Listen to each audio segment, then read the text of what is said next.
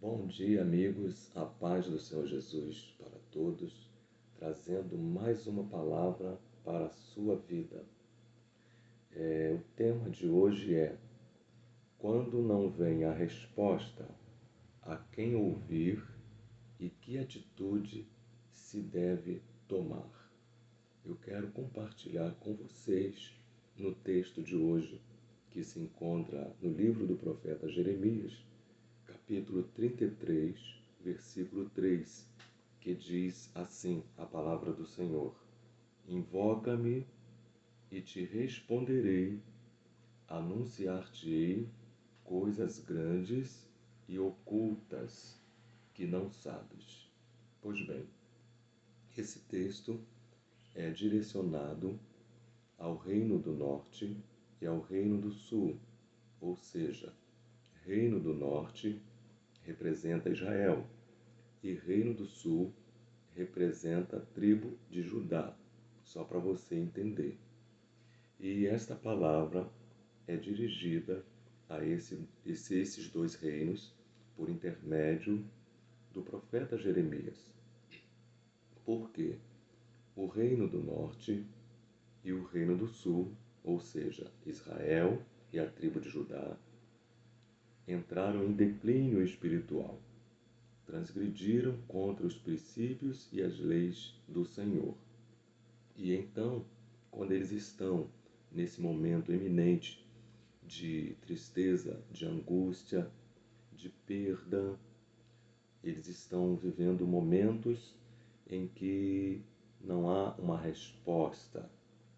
E o que fazer em meio a este caos, a essa tristeza espiritual, onde eles se encontravam sem a presença do Deus de Israel, o Deus Todo-Poderoso? Então é preciso Deus usar o profeta Jeremias para trazer esta palavra, para que eles pudessem tomar uma posição diante do Senhor, o Deus das suas vidas. E o que acontece?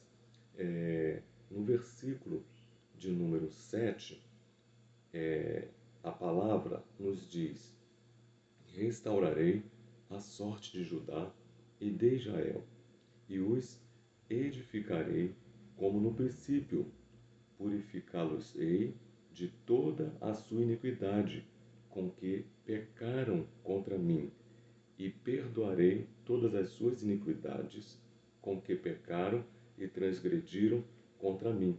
Pois bem, aqui nós acabamos de ter a confirmação de que o povo estava desobedecendo a Deus.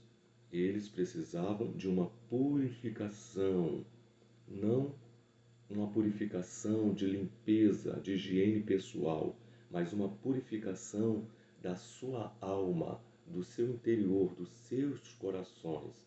Era esta purificação que Deus tinha já preparado para esses dois reinos aqui. Então eles precisavam ser purificados na alma, no espírito e também nos seus corpos, para se apresentarem como ofertas dignas, né, de aceitação diante dos olhos de Deus. Jerusalém me servirá por nome, por louvor e glória entre todas as nações da terra, que ouvirem todo o bem que eu lhe faço. Espantar-se-ão e tremerão por causa de todo o bem e por causa de toda a paz que eu lhe dou. Assim diz o Senhor: neste lugar que vós dizeis que está deserto, sem homens nem animais, nas cidades de Judá e nas ruas de Jerusalém, que estão assoladas, sem homens, sem moradores e sem animais, ainda se ouvirá a voz de júbilo e de alegria, e a voz do noivo, e a de noiva, e a voz dos que cantam. Rendei graças ao Senhor dos exércitos, porque Ele é bom, porque a sua misericórdia dura para sempre. E dos que trazem ofertas de ações de graças à casa do Senhor. porque restaurarei a sorte da terra como no princípio, diz o Senhor. Assim diz o Senhor dos exércitos, ainda neste lugar que está deserto, sem homens e sem animais, e em todas as suas cidades haverá morada de pastores que façam repousar aos seus rebanhos, nas cidades da região montanhosa e nas cidades das planícies e nas cidades do sul, na terra de Benjamim e nos contornos de Jerusalém e nas cidades de Judá, ainda passarão os rebanhos pelas mãos de quem os conte, diz o Senhor. Eu quero dizer para você, meu amigo, meu irmão, nesta manhã, se você está vivendo um momento difícil na sua vida, a quem você recorrer, a quem você clamar. Não pense que por essa situação que veio até você, esse momento difícil que você está vivendo, é o fim. Não. O Senhor tem uma palavra de esperança para a sua vida nesta manhã. A palavra de Deus nos diz que o justo 7 vezes cairá, mas não ficará prostrado. Uma árvore também ela pode ser cortada e ficar estirada no meio do caminho, mas ao cheiro das águas, ou seja, ao cheiro da palavra de Deus, ela pode tornar a brotar, ela pode tornar a florescer, ela pode tornar a ter galhos, ramos, folhas, flores e dar fruto no seu tempo certo.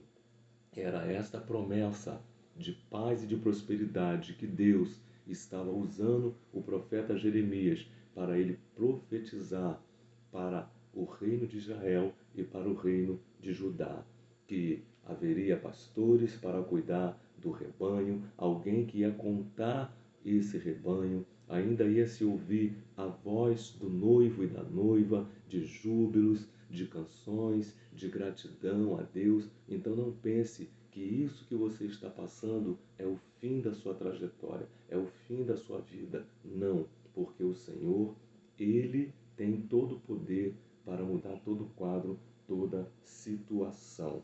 Amém? Quando não vem a resposta, clamor na hora da angústia. Quando não vem a sua resposta, você precisa clamar na hora da angústia. Salmos de número 120, no verso 1, olha a palavra que o Senhor tem para a sua vida.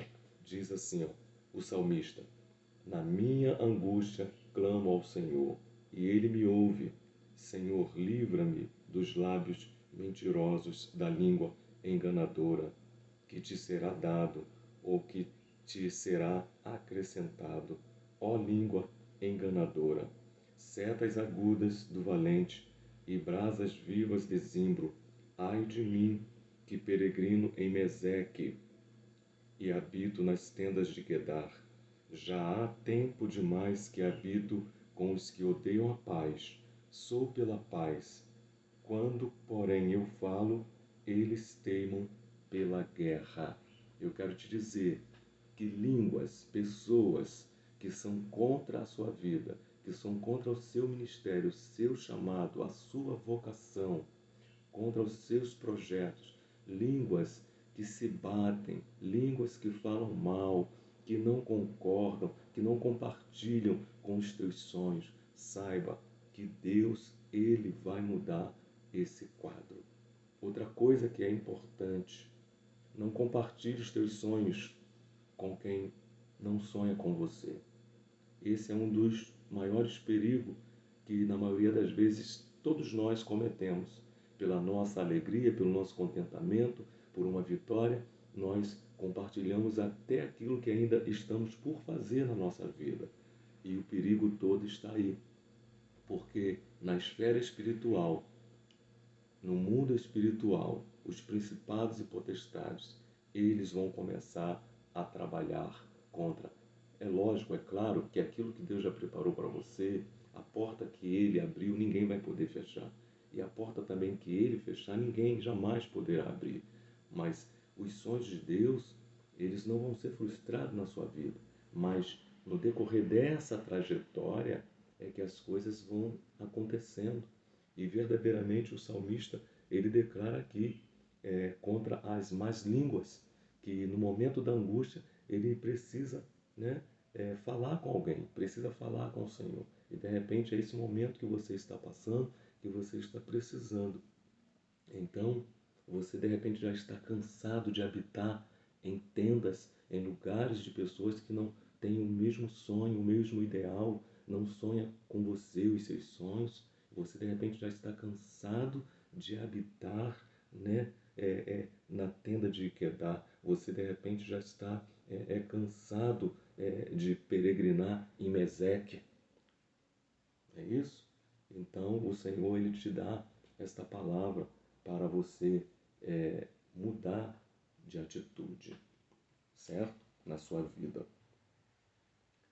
Que atitude se deve tomar depois que clamar? Você agora já clamou, você sabe que Deus tem coisas grandes, ocultas e firmes. Depois que você clama, Ele vai te revelar com certeza. Sem sombra de dúvida, Ele vai te responder, porque os seus ouvidos não estão agravados ou tapados para que não possa ouvir a voz de um justo, o clamor de um justo, nem muito menos as suas mãos não estão mirradas, estão fechadas para que não possa derramar chuvas de bênção sobre a sua vida, sobre a sua família, sobre os seus projetos. É claro que as mãos dele estão abertas para nos abençoar. É necessário, depois de você clamar, é necessário marcar um encontro com Jesus. E aqui eu quero concluir no texto de Lucas, no capítulo 8, versículo 23, uma mulher que fez a diferença após passar por um momento difícil na sua vida. A mulher que estava enferma há 12 anos e ela sofria muito com essa enfermidade. Enquanto Jesus ia, as multidões o apertavam. Certa mulher que havia 12 anos vinha sofrendo de uma hemorragia e a quem ninguém tinha podido curar e que gastara com os médicos todos os seus haveres, veio por trás dele e lhe tocou na orla da veste, e logo se lhe estancou a hemorragia. Mas Jesus disse: quem me tocou? Como todos negassem, Pedro, com os seus companheiros, disse: Mestre, as multidões te apertam e te oprimem, e dizes: quem me tocou? Contudo, Jesus insistiu: alguém me tocou, porque senti que de mim saiu poder ou virtude. Vendo a mulher que não podia ocultar-se ou fingir ou negar-se a si mesmo, aproximou-se, trêmula, e prostrando-se diante dele, declarou, à vista de todo o povo, a causa que lhe havia tocado e como imediatamente fora curada. Então lhe disse: Filha, a tua fé te salvou, vai-te em paz. Então você já sabe que atitude se deve tomar depois que você clama por Jesus. É necessário marcar o encontro com Jesus. O que essa mulher fez naquele dia?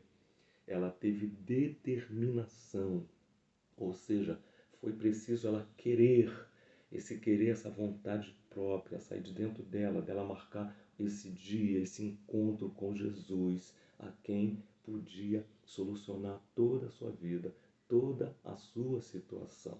Então é necessário você marcar esse encontro com Deus da sua vida. É necessário também, depois da determinação, você ter vontade própria. Por que a vontade própria? Você não pode ser dirigido por outras pessoas. Você até pode ser orientado, mas você é preciso ter a sua vontade própria. Ninguém deve ser como um míssil teleguiado por um sistema, por um programa. A gente precisa desejar a mudança para a nossa vida. E depois da gente desejar essa mudança para a nossa vida e seguir uma trajetória e fazer uma nova história. É isso que você precisa fazer para a sua vida mudar. Determinação, vontade própria, desejar mudança para a sua vida, seguir a nova trajetória e começar a escrever uma nova história. Que Deus te abençoe, em nome do Senhor Jesus. Amém.